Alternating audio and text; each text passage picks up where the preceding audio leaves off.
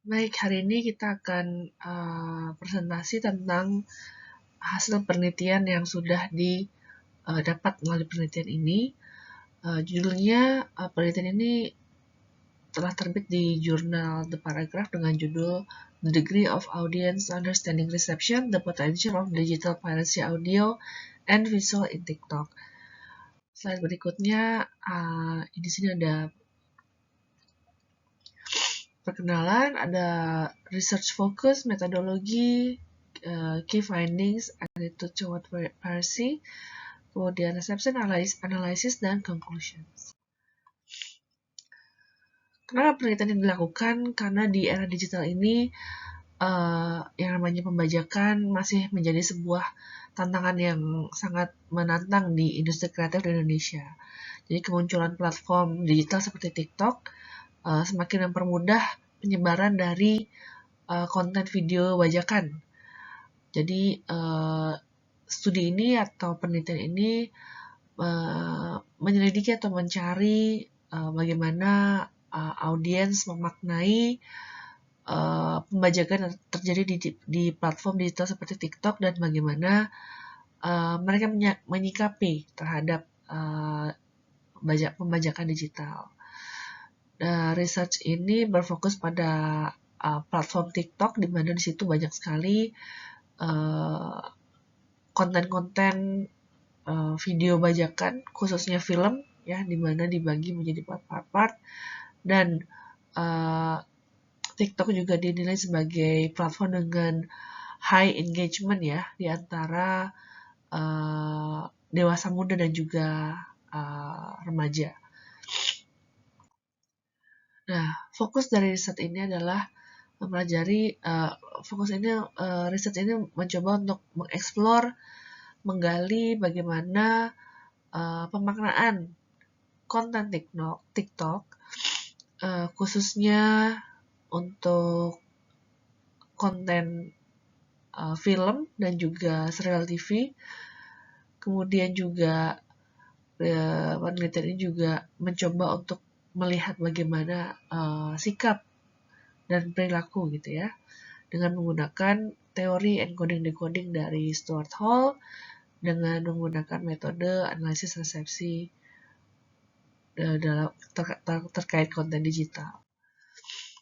Metodologinya di sini menggunakan wawancara mendalam dengan 7 informan termasuk seorang expert dan juga perspektif atau pemaknaan dari halayak. Subjeknya dibagi menjadi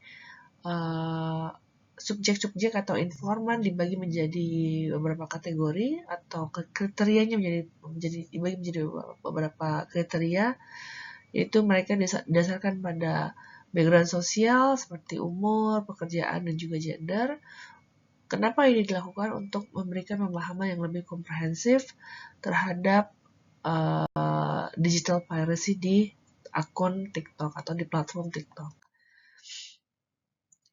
Beberapa temuan, yaitu yang pertama adalah penyebab kenapa mereka mau mengkonsumsi akun atau film-film yang di-upload oleh akun bajakan, karena mereka merasa bahwa semua terkait dengan biaya gitu ya. Jadi untuk anak remaja, mahasiswa, biasanya mereka main reasonnya atau alasan utamanya adalah karena mereka lebih suka sesuatu yang gratis dan gampang untuk diakses daripada harus membayar dengan bioskop misalkan.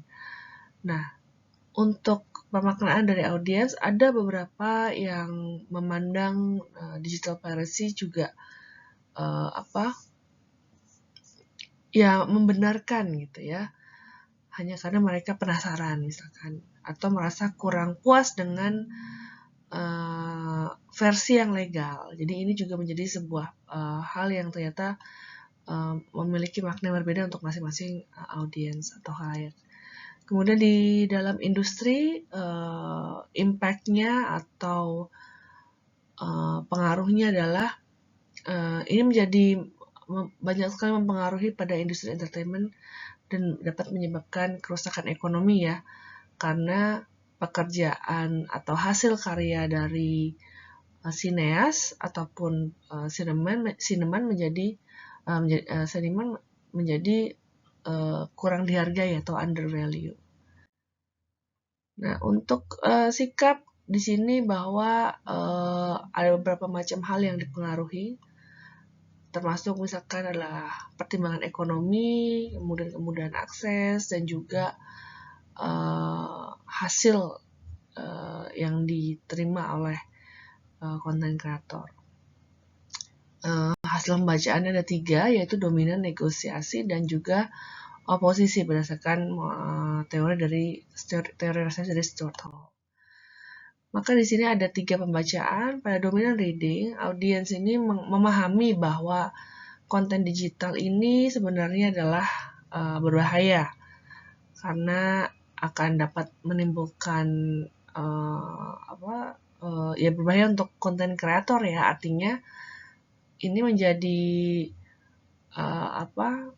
menjadi orang menikmati hal yang banyak kan tidak asli gitu. Jadi kadang kasihan untuk konten kreator. Yang kedua adalah negosiasi, di mana halayak sadar bahwa pembajakan memiliki impact negatif, tapi karena mereka merasa karena beberapa alasan tadi ya, ekonomi dan juga kemudian akses, mereka kemudian merasionalkan perilaku tersebut. Nah, di posisi oposisi ada beberapa yang segelintir lah kecil ya yang sangat menolak digital piracy karena lebih menekankan pada moral dan implikasi legalnya.